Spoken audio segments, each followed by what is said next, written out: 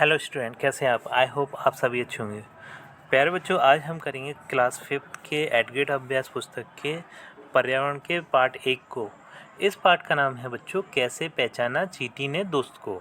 ठीक है, इसका जो प्रश्न क्रमांक 1 है वो है, निम्नलिखित जानवर अपना भोजन ढूंढने के लिए कौन सी इंद्रियों का उपयोग करते हैं।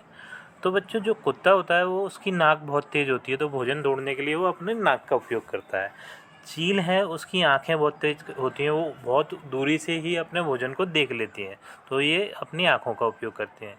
मच्छर है, इसकी नाक तेज होती है। चींटी, इसकी नाक तेज होती है। ठीक है, और शेर है, इसकी आंखें तेज होती हैं। इस तरीके से ये जानवर अपना अपना भोजन ढूंढने के लिए इन इंद्रियों का उपयोग करते हैं। बच्चों, अब चलते हैं नेक्स्ट क्वेश्चन की ओर। बच्चों, जो क्वेश्चन नंबर 2 है वो है, दिए गए जानवरों के चित्र से उनकी विशेषताओं का मिलान कीजिए।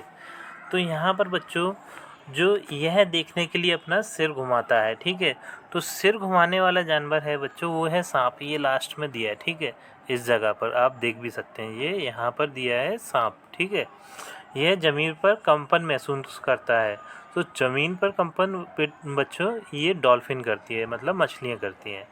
यह संदेश देने के लिए विभिन्न ध्वनियाँ निकाल सकता है, तो ये उल्लू का काम है ये। ठीक है, ये ठंड के मौसम में सोता है, तो छिपकली ठंड के मौसम में सोती है। ठीक है, ठीक है बच्चों, इस तरीके से आप ये सही मिलान कर सकते हैं। बस ये वाला ये सांप पर इधर मिला दीजिएगा, आपको दिख नहीं रहा लेकिन। ठीक है, अब चलते हैं नेक्स्ट क्वेश्चन पर। बच्चों, जो क्वेश्चन नंबर 3 है वो है, निम्नलिखित चीज़ों को उनकी गंध के आधार पर बुरा या अच्छा के रूप में वर्गीकृत करें और नीचे के कॉलम में भरें। तो यहाँ पर हम देख रहे हैं बच्चों, कुछ हमें चीज़ें दी हैं। ठीक है, तो इन्हें जिसमें से अच्छी गंध आती है उसे यहाँ इस वाले कॉलम में लिखना है, और जिसमें बुरी गंध आती है उसे इस वाले कॉलम में लिखना है बच्चों। ठीक है, तो जैसे कि सबसे पहले नंबर पे दिया है कचरा, इसमें से गंदी गंध आती है बच्चों, बुरी गंध आती है, तो हमने इस वाले कॉलम में यहाँ लिख दिया है। ठीक है, कच्चा अंडा, इसमें भी गंदी गंध आती है, यहाँ लिख दिया। साबुन, साबुन में से अच्छी आती है, खुशबू आती है, तो यहाँ लिख दिया। ठीक है, अचार, अचार में से भी अच्छी आती है, तो यहाँ लिख दिया। ठीक है, कॉफ़ी में भी अच्छी आती है। ठीक है, मछली में गंदी आती है, तो अपन ने यहाँ लिख दिया है।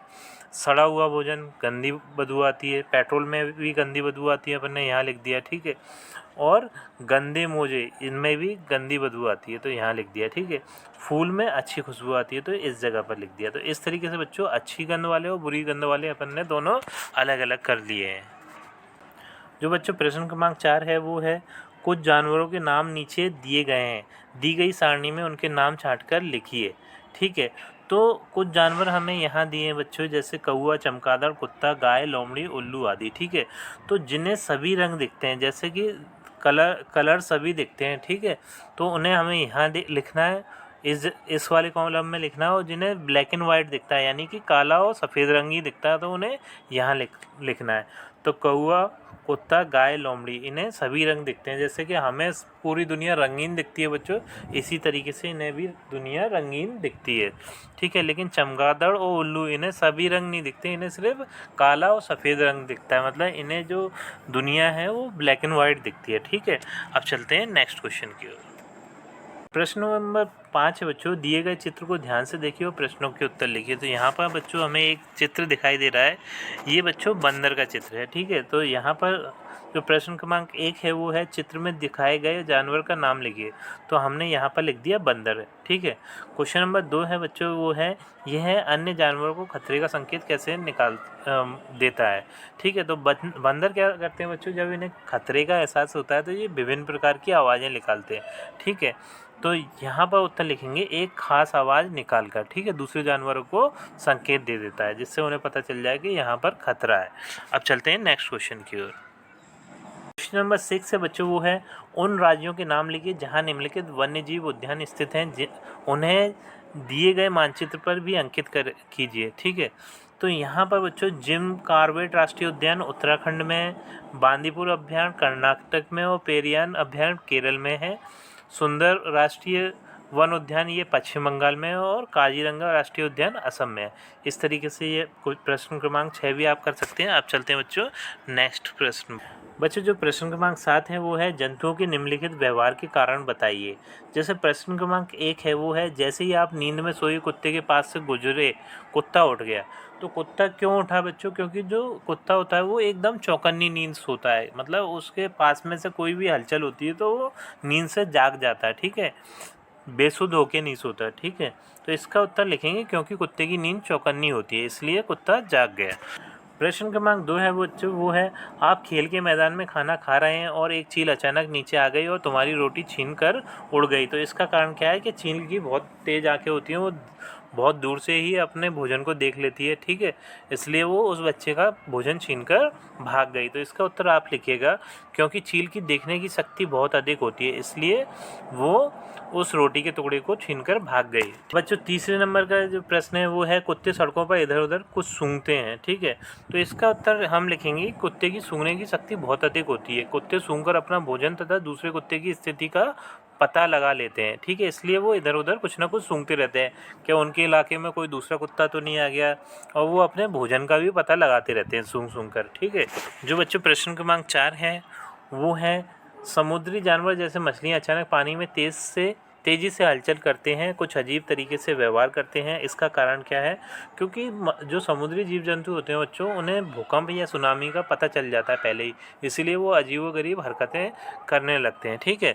तो इसका आप उत्तर इस तरीके से लिख सकते हैं क्योंकि समुद्री जीवों को भूकंप या सुनामी आने का एहसास पहले ही हो जाता है। इसका जो प्रश्न क्रमांक 8 है वो है जब आप तितली पकड़ने जाते हैं तो वह झट से उड़ जाती है, बताइए तितली को आपके मौजूद होने का पता कैसे लगता है?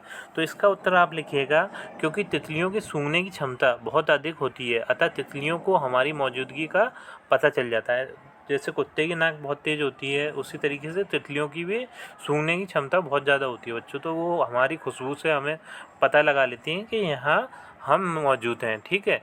अब चलते हैं नेक्स्ट क्वेश्चन पर। प्रश्न नंबर 9 है बच्चों जब बिजली चली जाती है तब हमें मच्छर बहुत परेशान करते हैं, आखिर मच्छरों को अंधेरे में भी आपके होने का एहसास कैसे होता है? तो बच्चों जो मच्छर होते हैं उनकी भी सूंघने की क्षमता बहुत अधिक होती है, ठीक है, अंधेरा भले ही हो गया बिजली जाने के बाद लेकिन फिर भी वो सूंघकर हमारी स्थिति का पता लगा लेते हो, हमसे खून चूसते हैं, ठीक है। तो इस प्रश्न का उत्तर आप लिखेंगे क्योंकि मच्छरों की सूंघने की क्षमता अधिक होती है, इस कारण मच्छर अंधेरे में भी हमारी स्थिति का पता लगा लेते हैं, ठीक है। अब चलते हैं नेक्स्ट क्वेश्चन। बच्चों जो प्रश्न क्रमांक 10 है वो है छोटू ने कल का रखा समोसा खाने की जिद की, मम्मी ने कहा समोसा खराब हो गया है, आपकी मम्मी को खाना खराब होने का पता कैसे लगा? तो बच्चों जब कोई चीज़ ख़राब होती है तो उसमें से दुर्गंध आने लगती है, तो मम्मी को उस दुर्गंध को सूंघकर ही पता चला कि वो समोसा ख़राब हो गया है, ठीक है। तो इसका उत्तर आप लिखेंगे ख़राब समोसे में से दुर्गंध आने लगती है, मम्मी को समोसे की दुर्गंध से पता चल जाता है कि समोसा ख़राब हो गया है, ठीक है।